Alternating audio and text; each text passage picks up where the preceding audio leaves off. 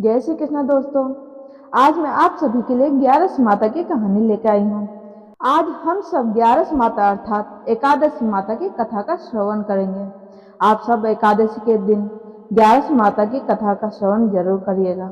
आप व्रत रखते हैं तो भी, नहीं रखते हैं तो भी कथा सुनने मात्र से ही पुण्य फल प्राप्ति होती है। एक बार एक राज्य में एक राजा राज्य करता था। राजा बहुत ही बुद्धिमान और बलशाली था। राजा सदैव अपनी प्रजा का बहुत अच्छे से ध्यान रखता था। प्रजा भी अपने राजा को बहुत पसंद करती थी। राजा की दो बेटियां थीं। अपनी दोनों बेटियों से बहुत प्रेम करता था। राजा की छोटी बेटी देखने में बहुत सुंदर और आकर्षण थी और राजा की बड़ी बेटी छोटी बेटी के मुकाबले थोड़ा कम सुंदर थी। राजा की छोटी बेटी ग्यारस माता की पूजा किया करती थी और सभी लोग राजा की छोटी बेटी से बहुत प्रेम करते थे और बहुत प्रशंसा किया करते थे। राजा भी अपनी छोटी बेटी को बड़ी बेटी से अधिक प्रेम करता था, जिस कारण राजा की बड़ी बेटी को अपनी छोटी बहन से बहुत नफरत होने लगी थी। राजा की दोनों बेटियां जब बड़ी हो गई, तब एक पड़ोस राज्य में रहने वाला राजकुमार राजा की बड़ी बेटी के लिए रिश्ता लेकर आया। लेकिन जैसे ही उस राजकुमार की नजर राजा की छोटी बेटी पर पड़ी, तो वह राजकुमार राजा की छोटी बेटी पर आकर्षण हो गया और उससे पहली नजर में ही प्रेम कर बैठा।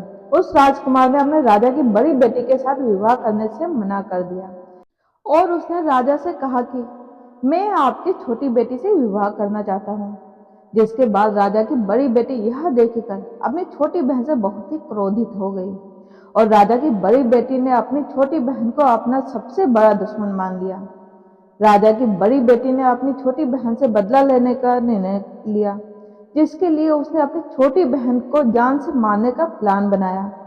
राजा की बड़ी बेटी ने अपनी छोटी बहन को मारने के लिए सबसे पहले एक लड्डू में जहर मिलाकर अपनी छोटी बहन को दे दिया और उसको लड्डू खाने के लिए कहा। लेकिन लड्डू खाने के बाद भी छोटी बहन को कुछ नहीं हुआ।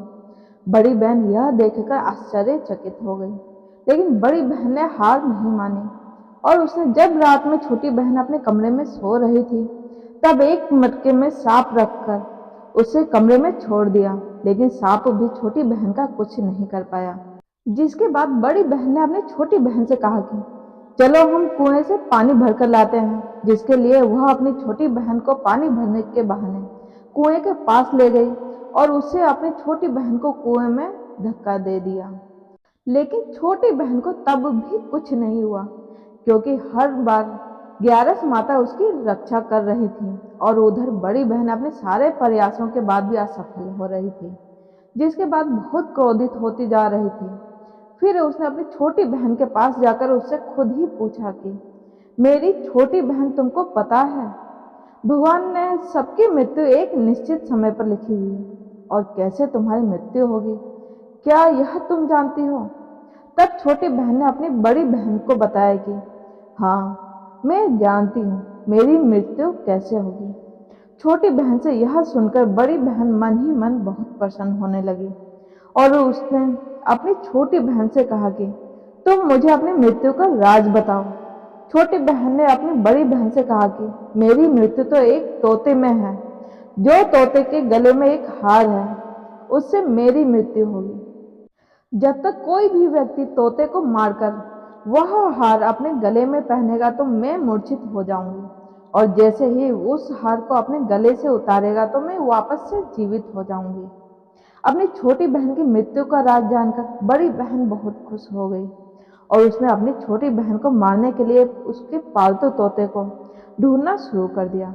और छोटी बहन को इस बात का आभास हो गया था कि कोई उसकी जान लेना चाहता है, जिसके लिए वह अपने पिताजी के पास गई और उसने अपने पिताजी से कहा कि पिताजी, मेरी मृत्यु के बाद आप मुझे जलाइएगा मत, बल्कि आप मुझे अपनी पुरानी हवेली में एक पलंग में लिटाकर छोड़ दीजिएगा।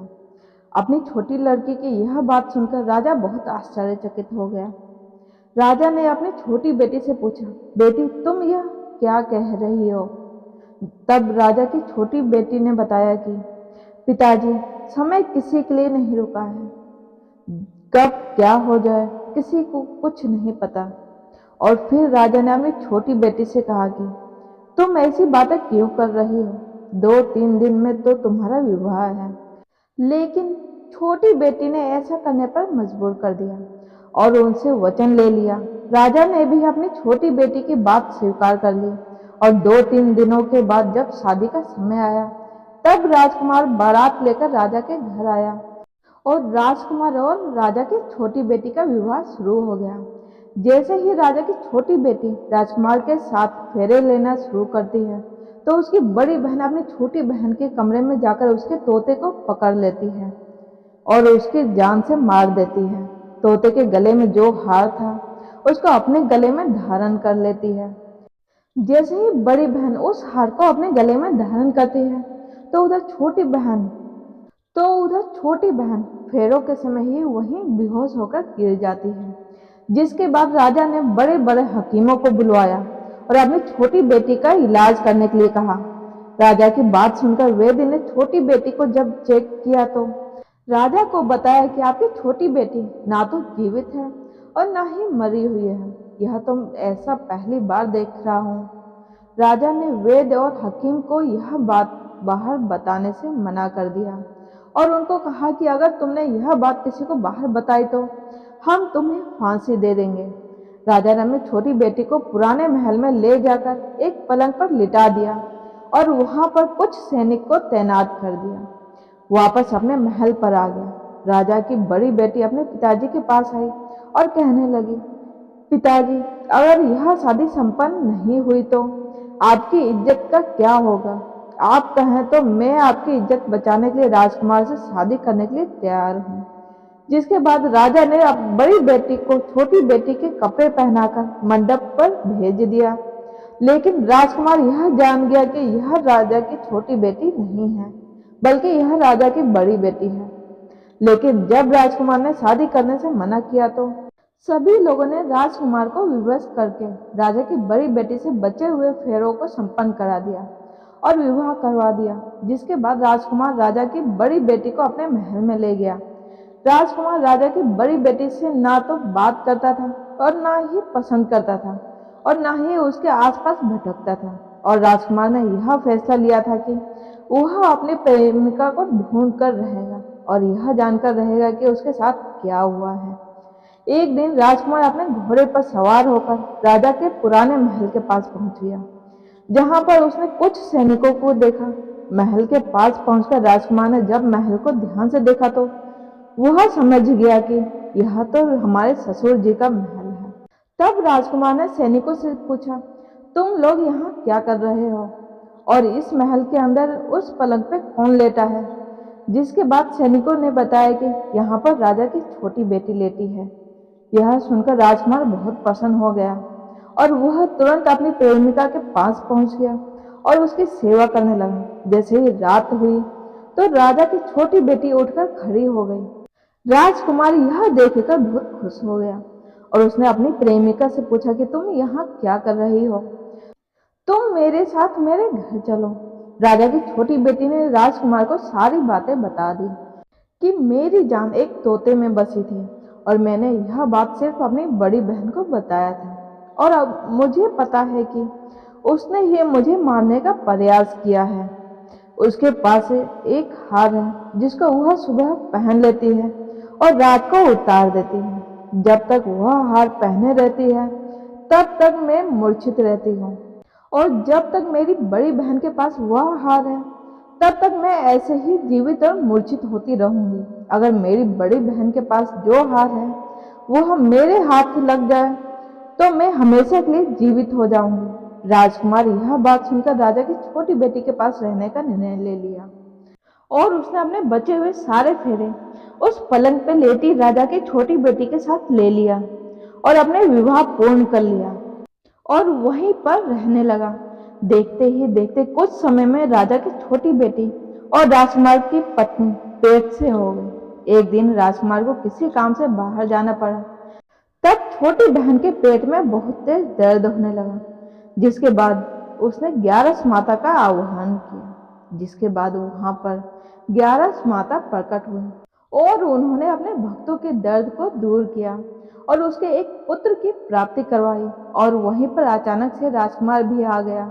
राजकुमार ने 11 माता को देखकर वह आश्चर्यचकित हो गया और उसने तुरंत माता को प्रणाम किया। और ग्यारस माता ने राजकुमार से कहा कि जब तुम्हारा पुत्र 5 वर्ष का हो जाए तो तुम अपनी पत्नी का हार लाकर इसके गले में डाल देना। और देखते ही देखते राजकुमार और राजा की छोटी बेटी का पुत्र 5 वर्ष का हो गया। तो राजकुमार अपने बेटे से कहता है कि बेटा, मैं कुछ काम से बाहर जा रहा हूँ, तुम अपनी माता का ध्यान रखना। और वहां से चला जाता है। राजा को बाहर निकलता देख बड़ी बहन के सैनिक देख लेते हैं और बड़ी बहन को जाकर सारी बातें बता देते हैं, जिसके बाद बड़ी बहन अपनी छोटी बहन के पुत्र को वहां से उठवा लेती है और उसको मरवा देती है। छोटी बेटी के पुत्र के 2 टुकड़े करवा देती है। पहला टुकड़ा चक्की के पास छुपा देती है और दूसरा टुकड़ा अपने पलंग के नीचे रख देती है। अब ग्यारस माता भिखारी का रूप लेकर आती है। एक भिखारी का रूप रखकर बड़ी बहन के पास चली जाती है, जिसके बाद वहां पर भिक्षा मांगने लगती है। बड़ी बहन अपने नौकरों से कहती है कि जाकर भिक्षा दे दो, लेकिन जैसे ही नौकर ग्यारस माता को भिक्षा देने के लिए आते हैं तो माता उन्हें मना कर देती है और कहती है कि तुम्हारी महारानी से ही भिक्षा लूंगी। जिसके बाद बड़ी बहन स्वयं ही भिक्षा देने के लिए माता के पास आती है। तब माता एक बिल्ली का रूप लेकर उसके कमरे में चली जाती है और वहां छोटी बेटी के पुत्र को 2 टुकड़ों को आपस में जोड़ देती है और उसे जीवित कर देती है। उसे वहां से ले आती है। राजकुमार अपने बेटे को लेकर अपनी पत्नी के पास जाता है और उसे कहता है कि तुम इसका ध्यान रखना। अगर तुम इस बच्चे का अच्छे से ध्यान रखोगे तो मैं तुमसे बात करूंगा। एक दिन राजकुमार अपने बच्चे से कहता है कि तुम मम्मी के उनके गले का हार मांग लो। जिसके बाद राजकुमार का लड़का अपनी मम्मी के पास जाता है और कहता है कि मम्मी, मुझे हार चाहिए जो तुमने गले में पहन रखा है। यह सुनकर पहले तो बड़ी बहन बहुत क्रोधित होती है, पर उसको यह याद आता है कि राजकुमार ने कहा था कि अगर मैं इस बच्चे का अच्छे से ध्यान रखूंगी तो वह मुझसे बात करेंगे। जिसके कारण वह हार उस बच्चे को दे देती है और वह तुरंत हार को ले जाकर अपने पिताजी को दे देता है। और तभी राजकुमार अपने बेटे को लेकर वहां से जाने लगता है और अपनी पत्नी से कहता है कि तुम हमारे लिए खाना बनाकर रखना, मैं शाम को आकर तुम्हारे साथ खाऊंगा। और वह अपने बेटे को लेकर वहां से चला जाता है। जिसके बाद वह राजा के पास जाता है और उनको सारी बातें बता देता है। राजा अपनी बड़ी बेटी की यह करतूत सुनकर बहुत क्रोधित होते हैं और अपनी परवरिश पर ही दोष देने लगते हैं और अपने राजकुमार को अपनी छोटी बेटी के साथ रहने के लिए आदेश देते हैं। बोलो एकादशी माता की जय, ग्यारस माता की जय। हे एकादशी माता, जैसे आपने राजा की छोटी बेटी के ऊपर अपनी कृपा, अपना आशीर्वाद बनाए रखे, वैसे ही कहानी कहने वाले, सुनने वाले और हुंकारा भरने वाले सभी के ऊपर अपनी कृपा, अपनी दया बनाए रखिए। आप सभी को एकादशी व्रत की ढेर सारी शुभकामनाएं।